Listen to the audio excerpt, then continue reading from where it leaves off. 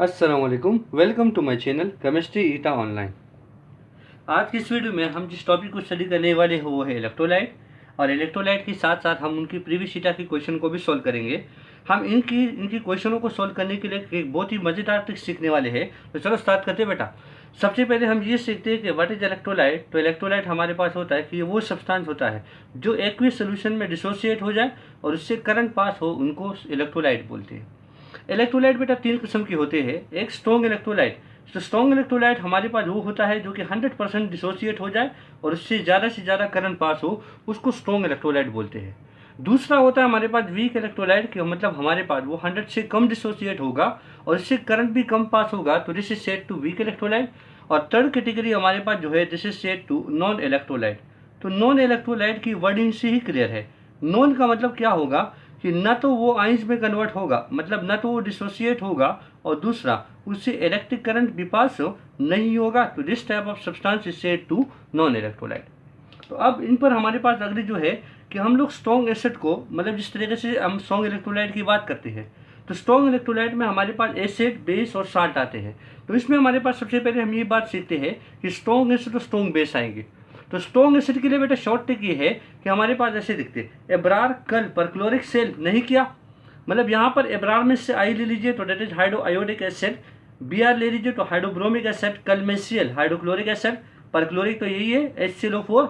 अब परक्लोरिक में एक ऑक्सीजन को घटा दो तो हमारे पास क्या हो जाएगा बेटा, that is HClO3, that is chloric acid. Cell में है सल्फ्यूरिक एसिड, नहीं में N नाइट्रिक एसिड। अब देखो बेटा ये हमारे पास हो गई स्ट्रॉन्ग एसिड। अब इन्हीं के अलावा हमारे पास कोई सी भी और एसिड आ जाए तो हमारे पास किस में आएगा बेटा, वीक एसिड में। और जब वो वीक एसिड में आएगा तो वीक एसिड किस में काउंट की जाएगा बेटा, वीक इलेक्ट्रोलाइट में। अब नेक्स्ट हमारे पास क्या है बेटा, दैट इज बेस।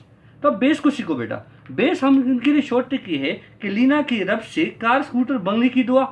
मतलब यहाँ पर यह है कि हम लोग इस बेसिस को देखें तो lithium hydroxide, Na for sodium hydroxide, K for potassium, Rb for rubidium hydroxide, caesium hydroxide, C for calcium hydroxide, Sr for sodium hydroxide, Ba for barium hydroxide.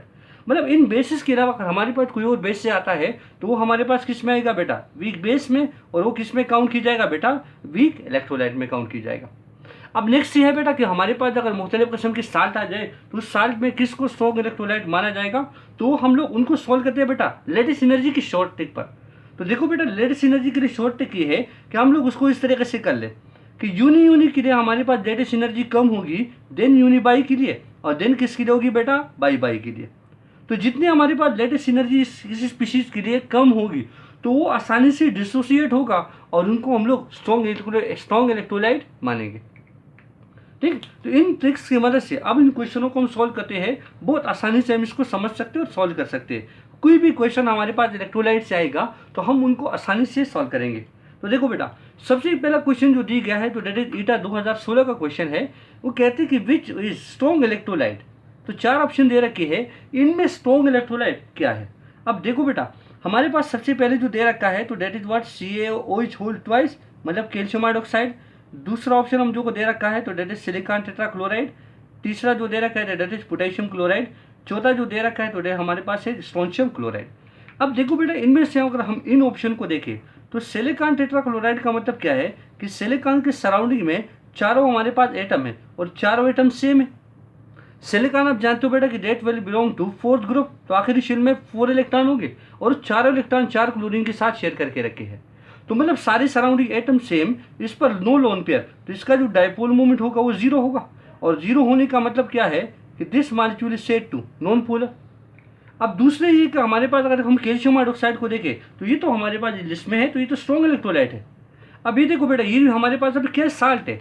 अब ये तीनों ऑप्शनों की हम किस तरीके से सॉल्व करें, तो सॉल्व करने के लिए तरीका यह है बेटा कि आप लोगों ने लेटिस एनर्जी की मदद से इनको सॉल्व कर देना है। तो देखो बेटा हमारे पास क्या है कि कैल्शियम इज डाइवेलेंट और हाइड्रोक्सल पर क्या है बेटा 1- नेगेटिव चार्ज इस पर होता है। पोटेशियम पहले ग्रुप से ताल्लुक रखता है तो डेट इज +1 और क्लोरीन के लिए -1। स्ट्रोंशियम हमारे पास दूसरे ग्रुप से ताल्लुक रखता है तो +2 और क्लोरीन के लिए -1। आप उन ट्रिक से सॉल्व कर ले बेटा कि हमारे पास क्या है, this is what, this is uni, this is uni bi and this is uni bi. अब मुझे ये बता दीजिए कि किसकी लेटेस्ट एनर्जी सबसे कम, तो अब वो तो आप लोगों को मैंने बता रखी है कि यूनी मतलब यूनिवैलेंट कंपाउंड हमारे पास जो है, जिसमें दोनों स्पीशीज यूनिवैलेंट हो, तो उनकी लेटेस्ट एनर्जी हमारे पास क्या होगी बेटा, लेटेस्ट एनर्जी कम होगी।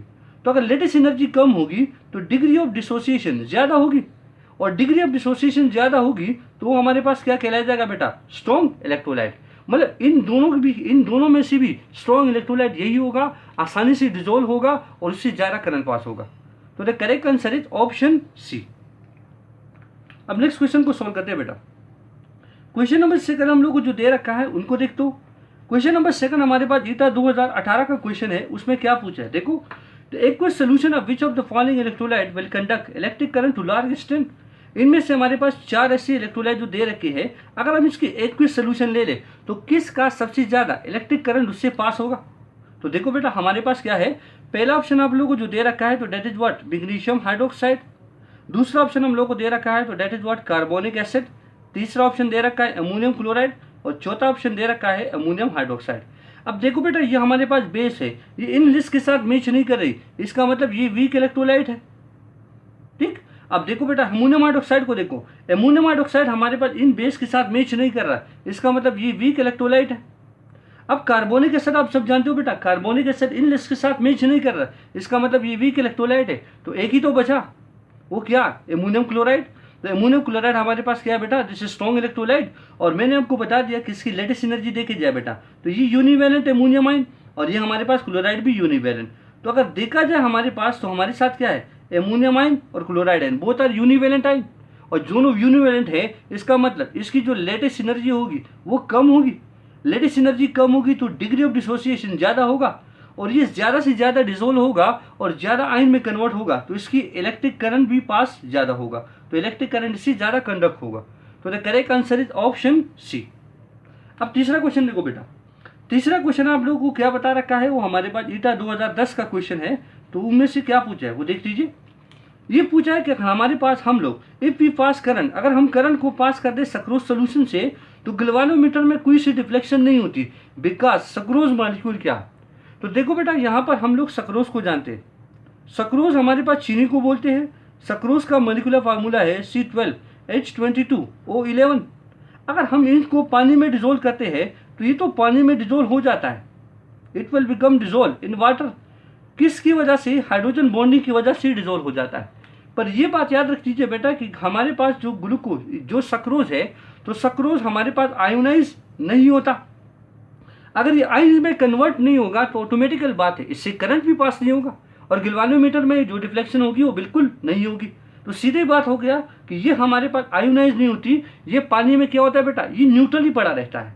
अगर ये आयन्स में कन्वर्ट होता तो मतलब क्या होता बेटा, या तो कैथोड की तरफ जाता या तो एनोड की तरफ जाता, पर ये तो आयन में कन्वर्ट ही नहीं होता, इसका मतलब क्या होगा बेटा, ये हमारे पास न्यूट्रल रहेगा।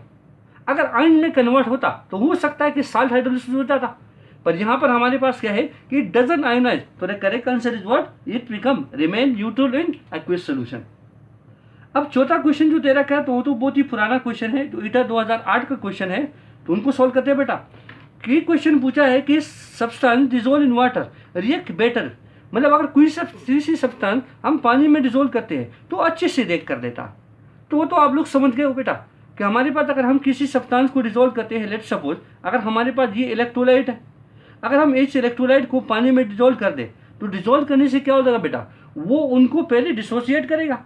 डिसोसिएट का मतलब क्या होगा कि वो इस स्पीशी को किस में कन्वर्ट कर देगा, इसको कन्वर्ट कर देगा आयंस में। तो अगर आयंस में कन्वर्ट कर देगा तो किसी के साथ भी बहुत आसानी से रिएक्शन कर लेगा। तो the correct answer is what, कि पानी इसको डिजोल्व कर लेता है और उसको कन्वर्ट कर देता है किस में बेटा, आयंस में कन्वर्ट कर देता है। तो मतलब जिसने भी हमारे पास क्वेश्चन इलेक्ट्रोलाइट से आएंगे, आप इन 3 ट्रिक को आप लोग क्या कर दे बेटा, इसको अच्छी तरीके से मेमोराइज कर ले और उन क्वेश्चन को आप बहुत सेकंडों के हिसाब से इसको सॉल्व कर दोगे। तो उम्मीद है आप लोगों को वीडियो अच्छी लगी होगी। Thank you for watching my video. अल्लाह हाफिज़।